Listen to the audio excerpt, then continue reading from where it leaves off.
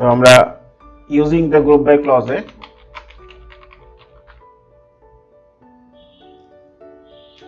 suppose select department ID, comma AVG salary from employees group by department ID।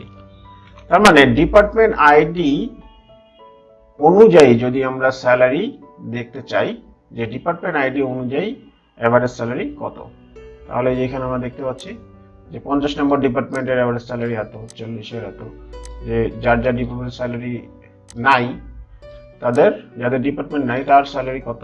এভাবে আমরা group by clause দিয়ে group function use করতে পারবো।